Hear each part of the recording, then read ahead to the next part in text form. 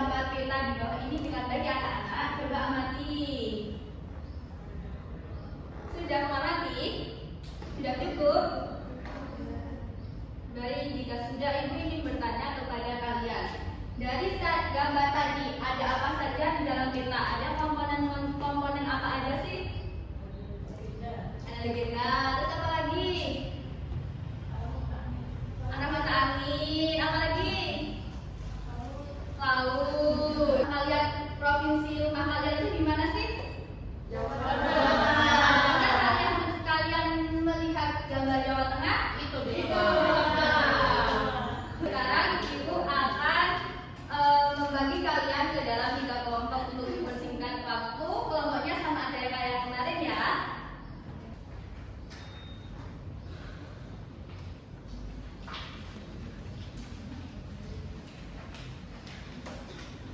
Yang pertama ada LKPD mengenal peta. Jadi anak-anak disuruh mengamati peta dan di sini itu ada komponen-komponen apa saja ditulis di kolom sini ya.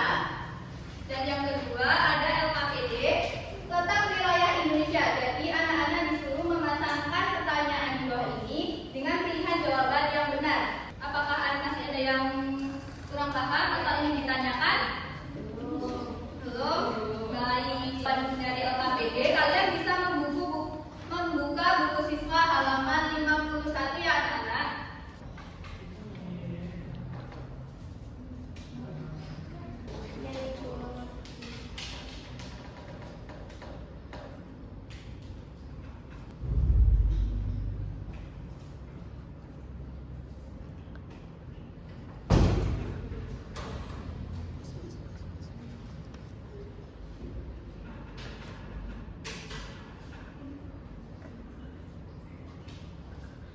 Sudah selesai belum?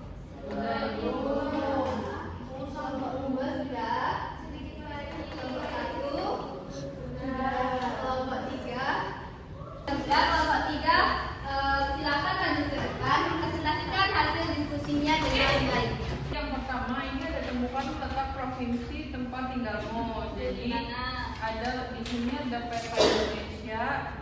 Pertanyaannya, dapatkah kamu menemukan provinsi tempat tinggalmu pada pulau di bawah ini sesuai huruf abjad? Apa nama dari provinsi tersebut? Jadi abjadnya itu ada di E dan provinsi Jawa Tengah. Di letak atau lambung Indonesia berada di antara 6 derajat LU sampai 11 derajat LS dan 95 derajat DT dan sampai 191 derajat DT. Yang mengenal peta, jadi yang ada tulisan provinsi Jawa Timur ini itu disebutnya judul peta. Yang hasil ini apa? Bisa.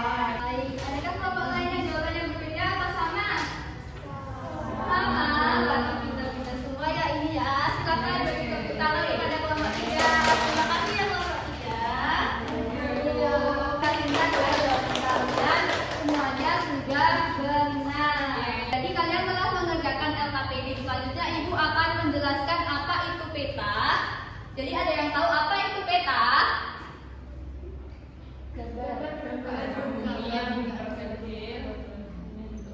Baik, jadi peta itu gambar permukaan bumi yang dapat diperkecil digambar di atas kertas. Nah, peta ini biasanya dapat menunjukkan tempat-tempat di bumi menggunakan skala tertentu.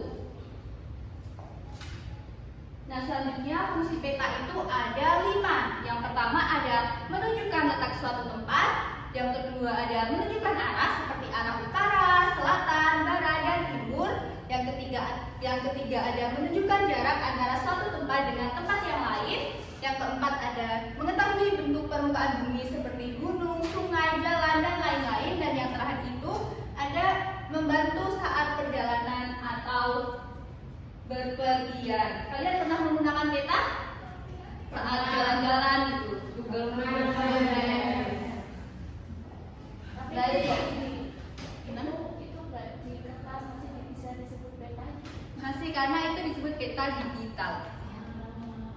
Nah, di sini kita akan mempelajari jenis-jenis peta. Yang akan kita pelajari itu ada 2. Yang pertama ada peta umum. Seperti ini gambar peta umum. Jadi peta umum itu dapat menunjukkan suatu permukaan bumi atau sebagian besar wilayah, yaitu berisi informasi seperti gunung, sungai, kota, dan jalan. Nah, contoh peta umum itu ada peta dunia seperti ini ya, atau peta provinsi. Ini peta administrasi Provinsi Jawa Tengah. Dan yang kedua itu ada peta khusus atau peta tematik. Gambarnya itu seperti ini. Jadi peta khusus itu menampilkan informasi penampakan tertentu sesuai dengan tema atau tujuan. Contohnya peta kepadatan penduduk, peta persebaran sumber daya alam, dan peta persebaran flora fauna seperti gambar di sini. Baik, selanjutnya ada komponen-komponen peta. Tadi kalian sudah mengerjakan ya komponen-komponen peta ya? Sudah paham tentang komponen-komponen peta? Jadi di sini ada beberapa komponen-komponen utama peta. Yang pertama di sini ada judul peta. Judul peta di sini ada Provinsi Kalimantan Timur. Jadi judul itu berisi tentang isi atau tema pada peta. Yang kedua ada garis astronomi. Ini yang ada garis-garisnya ini. Nah, garis astronomi itu membantu garis lintang dan bujur yang membantu menunjukkan posisi di bumi. Di sini legenda itu keterangan dari simbol peta. Jadi legenda itu kecil, keterangan dari simbol peta. Yang selanjutnya ada skala peta, yaitu perbandingan jarak di peta dengan jarak yang sebenarnya. Dan selanjutnya ada inset peta. Inset peta itu berisi gambar peta yang kecil seperti ini. Nah, yang selanjutnya ada tanda arah mata angin. Ini berisi tentang petunjuk utama. Yang selanjutnya ada informasi lainnya. Ini itu berisikan tentang pembuatan dan tahun pembuatannya. Apakah masih ada yang bingung atau kurang jelas, anak-anak? Sudah. Lanjutkan ke letak astronomis. Jadi kalian tadi sudah mengerjakan KPD mengenai letak astronomis ya. Jadi garis yang mendatar pada peta itu disebut garis apa sih? Garis lintang. Selanjutnya garis tegak pada peta atau garis yang membelah bumi dari atas ke bawah itu apa? Garis apa namanya? Garis bujur. Jadi garis bujur itu garis yang tegak, sedangkan garis lintang itu yang mendatar. Selanjutnya ada letak geografis. Nah, posisi sebuah wilayah berdasarkan bentuk dan ciri-ciri penampakan di bumi disebut letak geografis. Jadi letak geografis itu menentukan posisi suatu wilayah berdasarkan batas-batas dan negara di sekitarnya. Nah, pada gambar di sini letak geografis Indonesia itu diapit oleh dua benua. Benua apa, anak-anak? Australia.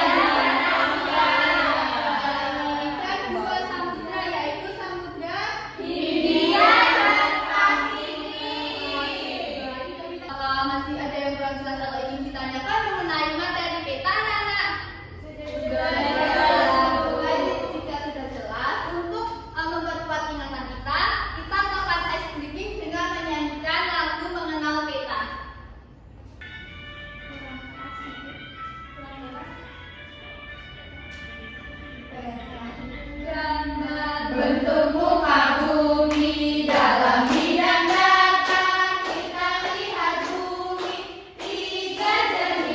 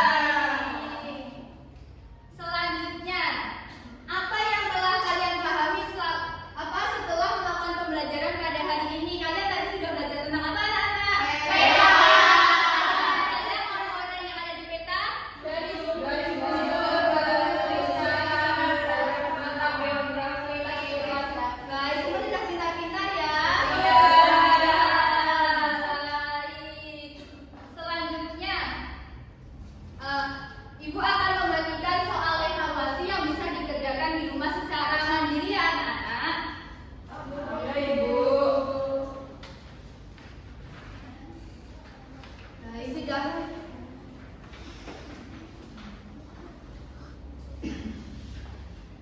mendapatkan soal evaluasi semuanya, Nak? Kita sudah. Pertemuan selanjutnya kita akan membahas tentang bentang alam. Jadi persiapkan pembelajaran pada pertemuan berikutnya dengan baik ya anak-anak. Iya. Nama tadi sudah tersampaikan dengan selesai.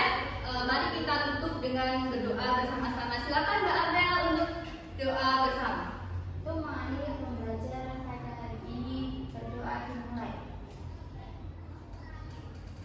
Berdoa selesai. Terima kasih anak-anak sudah mengikuti pembelajaran hari ini dengan baik. Pertahankan semangat kalian ya.